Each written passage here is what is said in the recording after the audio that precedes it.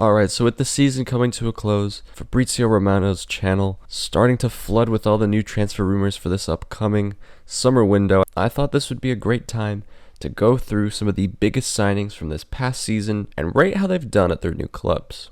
In this video, I'm doing the Premier League, but let me know in the comments below if you'd like me to do one for all leagues or just a big combined video where I rate the top 20 most expensive signings from around the world. But yeah, today we're doing the Premier League. We have 5 tiers here in this tier list. We have incredible signing at the top, great signing, okay signing, bad signing, and then Joao Felix. As for the selection of players, pretty much I picked the biggest signing for each club in the Premier League and then just sprinkled a few other ones in there. So first we're going to start with Tottenham's Dominic Solanke. Now he's been okay, and you might think that might make him an okay signing, but he's Spurs' record transfer. And for a team that's had players like Heung-min Son, Harry Kane, you'd expect a record transfer to be unbelievable. But Dominic Solanke was brought in to replace Harry Kane. I know those are some tough shoes to fill, but he's not been anywhere near good enough for Tottenham. Was decent towards the beginning of the season. I know Tottenham in general are really bad, so that doesn't really help him, but I cannot call him anything other than a bad signing. He's not Joao Felix, he has contributed to the team, but for a record transfer fee, that's a bad signing. Next we have Max Kilman. West Ham definitely overpaid for him. For Wolves, paid somewhere around 50 million for Max Kilman, and West Ham have been pretty dire. I'd say he is their best center back, but still, it's a bad signing. And Joao Felix, believe it or not, is going to go in the Joao Felix category. Yeah, he's just another level. 120 million Atletico paid for this guy. The Chelsea signing, not as bad as that, but yeah, he just absolutely did nothing with Chelsea, and he's gonna. I want to see how many top teams keep taking the gamble on him. AC Milan, the latest to fall for the Joao Felix scam. Let's see who's next. Okay, now we have Emil Smith-Rowe, 32 million from Arsenal to Fulham. I wouldn't call this a great signing. I think this is going to be an okay signing. Fulham have been really good this season, and Smith-Rowe has been decent. He hasn't been like their talisman or anything, but yeah, decent for the fee, decent. An okay signing. Maybe okay sounds a little harsh, but the category is okay to decent, a tier below great. Now we have Manuel Ugarte. This is an upward of £50 million signing here from PSG for Man United. And again, I know Man United in general have been really bad, but Ugarte, I can't call him a good signing. He's been a decent player, especially since Amorim has taken over. He's been one of the few brighter sparks in Man United, but yeah, no, he's still a bad signing. Pedro Neto, I'm going to call him a bad signing as well. £60 million from Wolves. I am taking value into account here. He hasn't contributed enough to Chelsea this season. He's been decent. He's been arguably their best winger, but still, I'm not calling that a good signing. I'm not even calling that an okay signing. I'm calling that a bad signing. Evan Nielsen, I think, is the epitome of an okay signing. 30-something million from Porto. He's been good whenever he's played, more for his link-up play. He's just kind of average at everything for a striker. It's not really been him that's earned Bournemouth their big rise this season. It's been the likes of Justin Kluivert. It's been the likes of Semenyo in terms of the attack. But I'd still call him an okay signing. Now, Lenny Yoro is a tricky one to rate because if it was just based on this season, I mean, it'd be a Joao Felix category level because they paid so much for him. But yeah, he's 19 years old. He was 18 when they signed him. He's just one for the future.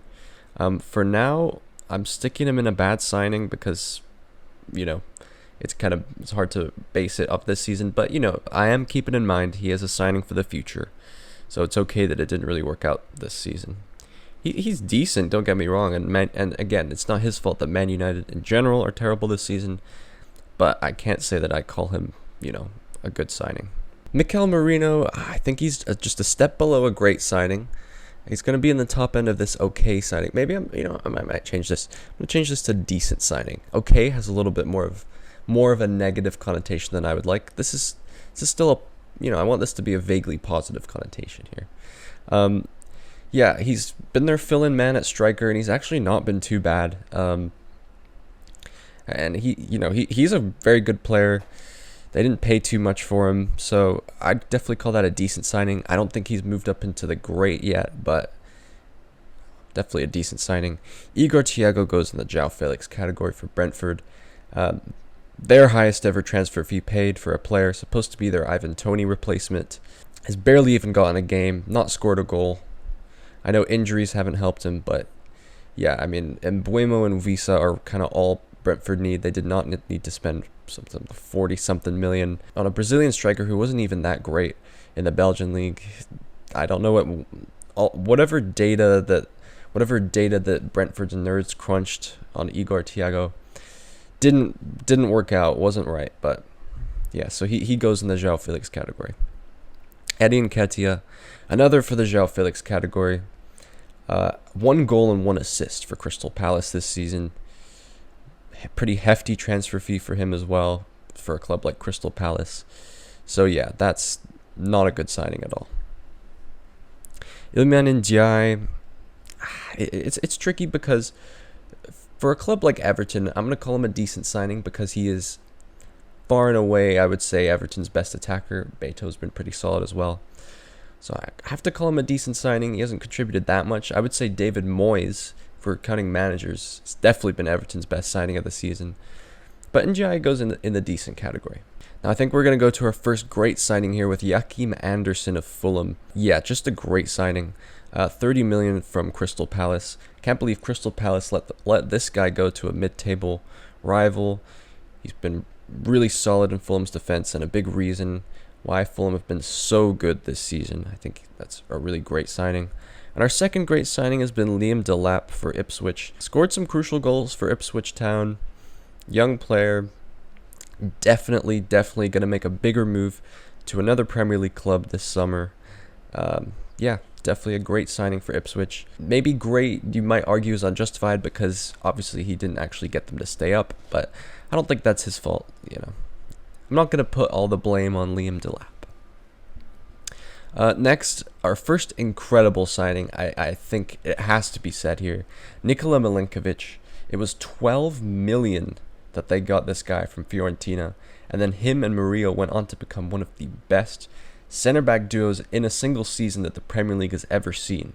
Now, it might sound like an exaggeration, but prove me wrong. I think these two have just been incredible at the back for Forest this season. And Milenkovic, you can't, for that amount of money in the Premier League, you cannot put him anywhere other than incredible. Now, Oliver Skipp, there should almost be another tier below Joao Felix for Oliver Skipp. No, he diabolical. So Leicester paid 25 million, I think it was, for this guy Oliver Skipp. Their biggest signing of the summer. So just picture this. So right after promotion, Leicester are right back in the Premier League. The fans are going, "Oh boy, who's the board gonna sign? Who are we gonna get? The talisman that's gonna keep us in this division." And it's Oliver Skipp. Oliver Skipp is the main man that they signed. So yeah, that just kind of sums up Leicester's season in general. Oliver Skipp is, that's a disaster. That was Jorginho Rutter for Brighton. He's the kind of player where I can tell he's good, but I would say Brighton kind of overpaid for him. Again, he's also like Lenny Euro, one for the future. He's only 22. I think I have to call him a bad signing for now. I mean, he's not. It looks a little wrong to put him in this company, so I'm going to put him up here. But Brighton paid a lot of money for him, and he hasn't contributed as much as you would have liked. But again, Brighton are smart. He's a signing for the future. I'm sure in the next couple seasons he's going to kick on. It's a little tricky to rate players like this on this kind of tier list, but I wouldn't put him in, this kind of category, really. Next we have Chiesa, and Liverpool paid practically nothing for him. And he also contributed practically nothing to Liverpool's title-winning season. So, I mean, can you even call that a bad signing? I wouldn't call it. I'm not putting him in these categories at all, so I'm putting him down here. Savinho, I'm calling him. Most of these guys have been bad. I didn't realize that, but Savinho, I'm not. I'm calling that a bad signing. Um, Number one, because of the clear and obvious, whatever you want to call that, money laundering. Only paying 25 million from Troyes, the Ligue 2 side that Savinho is technically part of, because Troyes are owned by Man City. If you don't know, Savinho last season played for Girona on loan from Troyes, because, of course, this second division French side, who at the time I believe were relegation candidates in Ligue 1, would let go of a caliber of player like Savinho on loan to Spanish side Girona. Of course they would do that. It's not like they're owned by the Etihad Corporation. No way. It's ridiculous. And with the kind of incredible performances he put in for Girona, you expected much more of him this season at Man City, and he just did not deliver at all. Now, Lewis Hall, I think, will go in put him in the great signing category. 33 million, I believe it was, from Chelsea.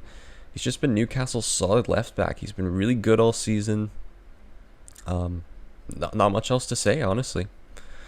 Elliot Anderson, I'm putting him in a great signing as well. This is tricky.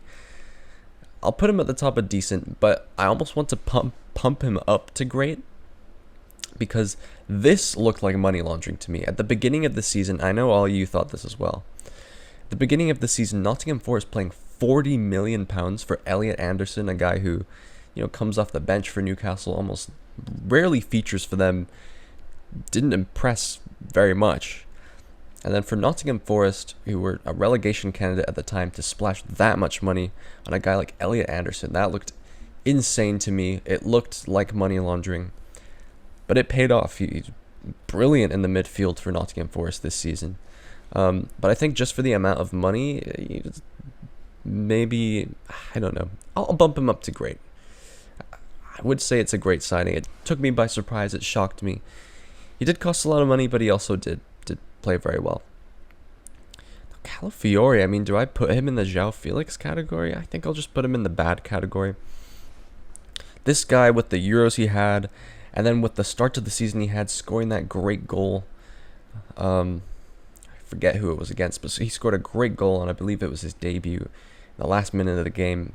So he had really high expectations, just didn't really kick on, hasn't really broken into the team. So I think you have to call him a bad signing. Onana, I think decent signing is the only way to go.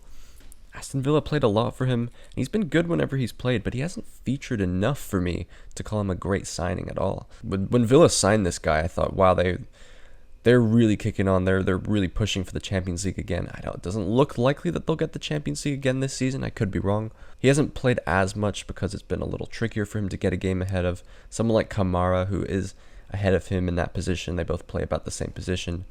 But towards the end of the season, he has been playing more and looking very good for Aston Villa. So I think decent signing is appropriate for Amadou Onana, not Andre. His name's not Andre, mate. Yeah, Aaron Ramsdale goes in the Joao Felix category. This guy, if you are a club in the Premier League, do not sign him. He is your one-way ticket to relegation. I can't believe this guy was starting for Arsenal, competing with David Raya a few years back, and it's insane to think about where he is now. Sorry, Aaron.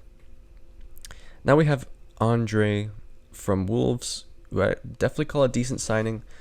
About 20 million, which is low for the Premier League standards. He didn't really impress in the first half of the season, but that's just, Wolves didn't impress in the first half of the season. But under their new manager, he's been great. Wolves have been so much better, but Andre in the midfield has been a real highlight. So I have to call him a decent signing. Dean Huijsen, the next incredible signing alongside Milenkovic. Two center backs signed for around the same amount of money. I believe Huijsen was maybe a couple million more than Milenkovic. But yeah, this guy, he snatched him out of Juventus' hands, which is insane. And Huijsen went on to he's been one of the best center backs in the leagues this season. Looks like Real Madrid are willing to pick him up. And Bournemouth are going to sell him for an insane profit. So it is between Milenkovic and Huijsen for the signing of the season. And then Omar Marmoush, I have to stick in decent signing, I believe. He hasn't made quite the splash at Man City yet, like he has for Eintracht Frankfurt. But in the Premier League, 6 goals in 14 games is not bad. They did pay a lot for him, but again, it's hard to judge him on a half season. He does look very good.